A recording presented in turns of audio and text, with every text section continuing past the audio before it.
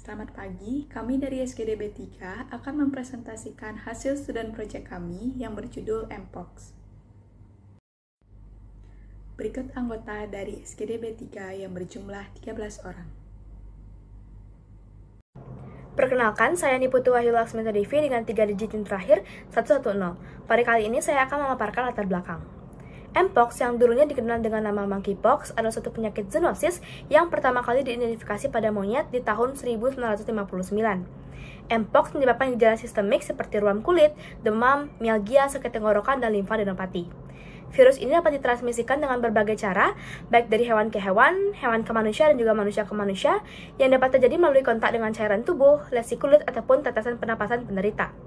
Kelompok yang berisiko lebih tinggi untuk berkembang menjadi penyakit yang lebih parah adalah anak-anak, wanita hamil, dan individu yang mengalami gangguan kekebalan tubuh termasuk orang dengan HIV, serta sering dijumpai juga pada populasi pria yang berhubungan seks dengan pria atau LSL. Pesatnya penyebaran virus Mpox yang telah menyebar hingga luar Afrika mendorong WHO untuk mendeklarasikan keadaan darurat kesehatan masyarakat global. Baik, sebelumnya perkenalkan nama saya Dewa Nyoman Diana Darmika Putri dengan 3 digit yang terakhir 253. Di sini saya akan melanjutkan penjelasan tentang latar belakang. Selain berdampak pada kesehatan, virus Mpox berdampak pada bidang lainnya seperti pada bidang sosial dan ekonomi. Pada bidang sosial akan memunculkan stigma pada orang yang terinfeksi Mpox, sehingga orang yang terinfeksi dapat dikucilkan masyarakat dan akan kesulitan secara sosial. Orang-orang yang terinfeksi harus melakukan isolasi diri yang dimana dapat membatasi pekerjaannya sehingga keadaan ekonominya dapat terganggu, dan dimana bila penyebaran ini telah meluas hingga satu negara dapat memberikan dampak negatif ekonomi yang besar pada negara tersebut. Melihat penyebaran Mpox yang tinggi dan penularannya yang mudah membuat penulis tertarik untuk mengkaji dan membahas mengenai Mpox secara lebih mendalam melalui student project ini. Selain itu, risiko yang didapatkan dari penderita yang terinfeksi, khususnya kelompok rentan, menjadikan literasi terhadap Mpox perlu untuk diperbanyak. Sekian dari saya, terima kasih. Baik, sebelumnya perkenalkan saya Nafisa Hamzah dengan 3 digit NIM terakhir 076. Berdasarkan latar belakang tersebut, maka didapatkanlah rumusan masalah dan tujuan penulisan sebagai berikut. Yang pertama, apa definisi dari Mpox? Yang kedua, apa etiologi dari Mpox? Yang ketiga, bagaimana epidemiologi dari Mpox? Yang keempat, bagaimana manifestasi klinis dari Mpox? Dan kelima, bagaimana cara mendiagnosis Mpox? Dan keenam, bagaimana cara penata laksanaan Mpox? Dan ketujuh, bagaimana cara melakukan pencegahan dan pengendalian penyebaran Mpox? Untuk tujuan yang pertama, untuk mengetahui definisi dari Mpox, yang kedua mengetahui etiologi dari Mpox, dan seterusnya dapat dibaca pada layar. Baik, selanjutnya adalah manfaat, di mana hal ini dibagi menjadi dua. Yang pertama, manfaat bagi penulis, yaitu dapat meningkatkan pengetahuan penulis melalui penelitian yang mendalam, mengasah keterampilan komunikasi ilmiah untuk menyampaikan informasi secara jelas dan persuasif, serta berkontribusi pada pemahaman masyarakat dan kebijakan kesehatan. Adapun manfaat bagi pembaca yaitu dapat memberikan informasi mendalam mengenai gejala, penyebab penularan, serta panduan pencegahan dan perawatan yang meningkatkan kesadaran dan pemahaman pembaca, sekaligus mendorong diskusi dan riset lebih lanjut untuk pengendalian dan pengobatan penyakit tersebut. Baik, sebelum perkenalkan, nama saya Kadir Elis Okta Jalita Dharma dengan nomor 124, sesi untuk membacakan terkait definisi dari Mpox.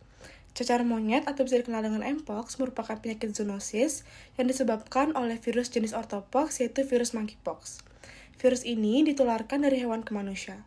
Karena itulah penyakit ini dikategorikan sebagai penyakit zoonosis. Virus ini secara tidak sengaja menyebabkan penyakit pada manusia, yang dimana mirip dengan cacar, namun dengan tingkat kematian yang jauh lebih rendah. Infeksi tersebut dapat menular ketika adanya kontak langsung dengan hewan yang terinfeksi seperti melalui cakaran ataupun gigitan, melalui adanya kontak langsung dengan darah yang terinfeksi, cairan tubuh atau lesi kulit dari hewan yang terinfeksi, suatu benda yang sudah terkontaminasi virus, dan bisa juga dengan mengonsumsi daging hewan liar yang sudah terkontaminasi. Pada tahun 1999, virus ini pertama kali diisolasi dan diidentifikasi ketika seekor monyet yang dikirim dari Singapura ke fasilitas penelitian Denmark jatuh sakit. Pada tahun 1970, kasus pertama terjadi pada manusia di Kongo, Afrika Tengah, yang menyerang seorang anak berusia 9 bulan. Pada Agustus 2024, WHO akhirnya menyatakan Mpox sebagai Public Health Emergency of International Concern atau keadaan darurat kesehatan masyarakat global. Perkenalkan, nama saya Andita Keslawaru dengan 36 digit terakhir 006. Di sini saya akan menjelaskan tentang etiologi dari penyakit Mpox. Jadi, Mpox ini adalah suatu penyakit yang sistem penyebarannya berasal dari hewan lalu ditularkan ke manusia atau biasa disebut dengan zoonosis. Jadi, hewan yang diduga menjadi reservoir penyakit ini mencakup spesies seperti monyet, tikus, tupai, anjing, padang rumput, landak, babi, serta mencit yang berasal dari wilayah Afrika. Nah, penularan dari hewan ke manusia ini terjadi melalui kontak langsung dengan inang alami virus tersebut atau melalui konsumsi hewan tersebut. Selain itu, penularan zoonosis juga dapat terjadi melalui kontak dengan darah, cairan tubuh, atau inokulasi dari lesi mukokuton hewan yang terinfeksi. Namun, epidemi yang berlangsung saat ini lebih didominasi oleh penularan dari manusia ke manusia melalui droplet pernafasan, benda terkontaminasi, serta kontak langsung dengan lesi pada individu yang terinfeksi. Analisis terbaru menunjukkan tingginya konsentrasi virus dalam berbagai cairan tubuh, termasuk urin, air liur, air mani, feses, serta dalam usapan yang diambil dari orofaring dan rektum, yang menunjukkan bahwa penularan seksual berperan signifikan dalam penyebaran penyakit Mpox ini. Baik, perkenalkan nama saya Michael Alphonse Wong dengan 3 digit NIM terakhir 210. Izinkan saya melanjutkan penjelasan mengenai epidemiologi dari Mpox. Mpox sendiri yang sebelumnya merupakan penyakit endemik dari Afrika Barat dan Tengah mengalami penyebaran global yang signifikan sejak tahun 2022. Dengan lebih dari 62.000 kasus dilaporkan di 104 negara non-endemik, terutama di Eropa dan Amerika Utara. Penyebaran cepat ini didorong oleh peningkatan mobilitas manusia, perubahan pola hubungan seksual terutama di kalangan pria yang berhubungan dengan pria, dan melemahnya kekebalan tubuh akibat penghentian vaksin cacar atau smallpox. Meskipun prevalensi Mpox di Asia masih rendah, beberapa negara seperti Singapura, Korea Selatan, dan Jepang telah melaporkan adanya beberapa kasus. Indonesia sendiri hingga pertengahan 2022 belum mengkonfirmasi wabah besar, meskipun ada potensi risiko kasus yang tidak terdeteksi karena mobilitas penduduk dan pengawasan yang tidak memadai. Saya Sendiri Sinta Cera Rahayu dengan 3 digit NIM terakhir 050 izin melanjutkan di sini tentang manifestasi klinis Mpox. Jadi pada pasien yang mengalami Mpox ini memiliki gejala yang lumayan mirip dengan yang mengalami cacar. Namun pada pasien Mpox itu biasanya mengalami demam yang tinggi di atas 38 derajat Celcius dan disertai munculnya ruam pada kulit 1-3 hari kemudian. Nah, secara dermatologisnya, pada pasien mengalami Mpox itu akan menunjukkan tanda-tanda seperti ruam eksamentosa atau ruam yang mengalami perubahan dari fase makular, papular, vesikular hingga krusta. Kemudian respiratori dari pasien juga mengalami gangguan, misalnya mengalami kongesti nasal serta nafasnya menjadi pendek. Pada kasus yang berat, manifestasi konjungtiva juga dapat terjadi, contohnya konjungtivitis dan ulcerasi kornea. Kemudian yang khas dari pasien yang mengalami penyakit Mpox ini adalah adanya pembesaran getah bening atau limfadenopati. Dan gejala-gejala lain yang menyertai yaitu biasanya diare, mual muntah, mialgia, dan juga sakit punggung. Nah, khusus untuk ruam yang dialami pasien Mpox ini biasanya distribusinya itu mulai dari kepala, kemudian akan pada daerah wajah, kemudian menyebar juga pada anggota badan hingga telapak tangan juga telapak kaki. Sekian dari saya, dilanjutkan oleh teman saya. Baik, terima kasih dokter. Perkenalkan, nama saya Nyoman Krisna dengan 3 digit terakhir 032. Dan pada kesempatan kali ini saya akan mempresentasikan bagaimana cara mendiagnosis Mpox.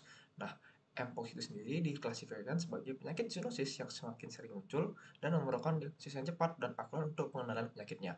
Nah, diagnosis umumnya dimulai dengan evaluasi klinis yang cermat dengan ciri khas ruam yang khas dan juga terdapat menggunakan kelenjar limfa pada diagnosisnya.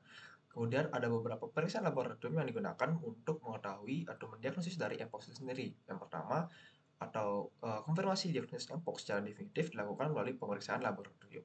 Nah, kemudian ada beberapa metode yang paling umum digunakan, yaitu yang salah satunya adalah Nucleic Acid Amplification Test atau NAT. Nah, NAT ini berfungsi untuk mendeteksi materi genetik virus langsung dari sampel lesi. Kemudian juga ada penggunaan PCR yang dimana atau polymerase chain reaction yang mana ini berguna untuk dapat digunakan dalam mendeteksi genus virus dan secara spesifik mengidentifikasi dari virus Mpox itu sendiri.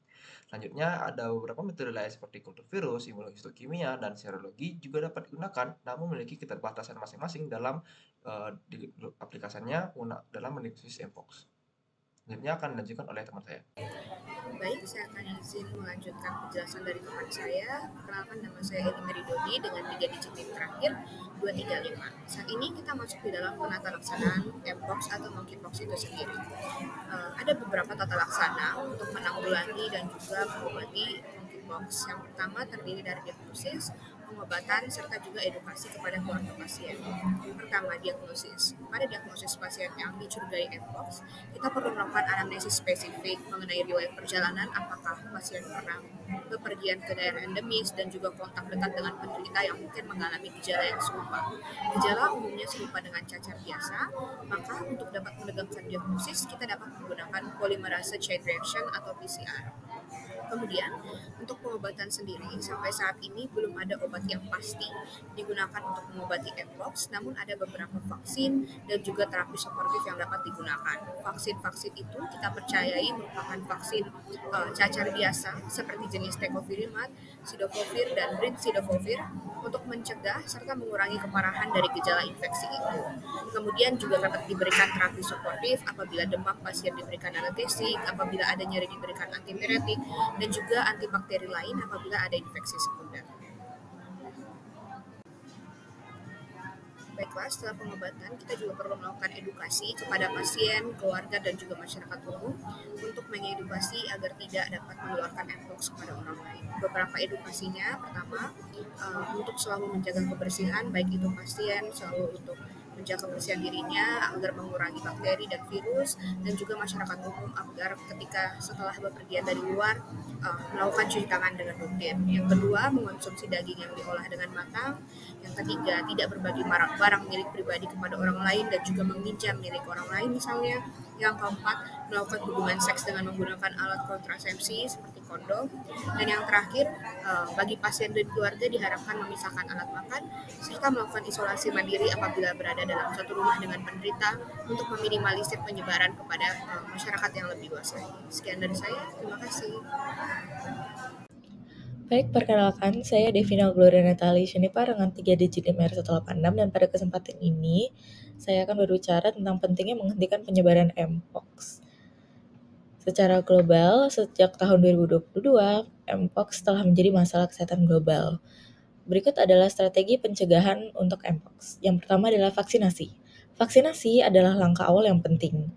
World Health Organization atau WHO merekomendasikan vaksin MVA-BN yang sudah terbukti efektif bagi tenaga medis, karyawan laboratorium, dan mereka yang berkontak langsung dengan kasus konfirmasi adalah kelompok prioritas. Lalu yang kedua adalah isolasi pasien.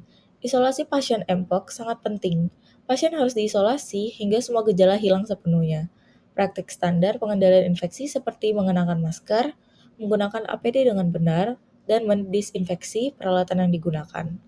Lalu yang ketiga adalah strategi multidisiplin. Strategi multidisiplin tersendiri mencakup yang pertama imunisasi, vaksin bagi kelompok prioritas, lalu yang kedua kesadaran publik yaitu mengedukasi publik tentang risiko penularan, lalu selanjutnya dilanjutkan dengan pengendalian infeksi yaitu melaksanakan protokol pengendalian infeksi di fasilitas kesehatan.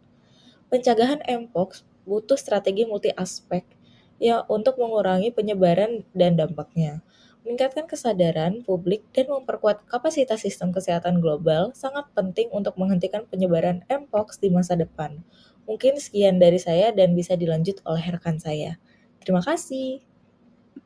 Kesimpulannya, Mpox adalah penyakit zoonosis yang menyebabkan gejala sistemik pada manusia. Hewan yang diduga menjadi reservoir penyakit ini adalah monyet, tikus, tupai, dan lain-lainnya. Penyakit ini dapat ditularkan melalui kontak dengan darah dan cairan tubuh hewan yang terinfeksi.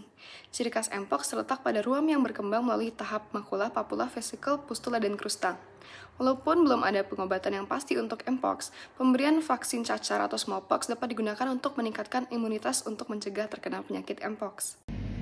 Sebelumnya, perkenalkan nama saya Niputu Aksita Kambala Maiswari dengan 3 digit NIM terakhir 140. Saran dari kajian penulisan ini adalah yang pertama, saran bagi penulis selanjutnya yaitu kajian ini dapat menjadi referensi untuk memperdalam informasi mengenai pengendalian, pencegahan, dan vaksinasi Mpox, serta mendorong penulisan yang lebih tepat sasaran. Informasi ini bisa digunakan sebagai dasar penelitian atau inisiatif kesehatan masyarakat. Kemudian, saran bagi pembaca adalah diharapkan pembaca memahami gejala, penularan, dan pencegahan Mpox agar lebih waspada terhadap risiko, baik di lingkungan maupun saat berpergian. Pengetahuan ini membantu dalam menjaga kebersihan diri dan menghindari kontak dengan hewan yang terinfeksi ataupun berkontribusi dalam mencegah penyebaran Mpox. Sekian presentasi dari SIRI kami. Terima kasih.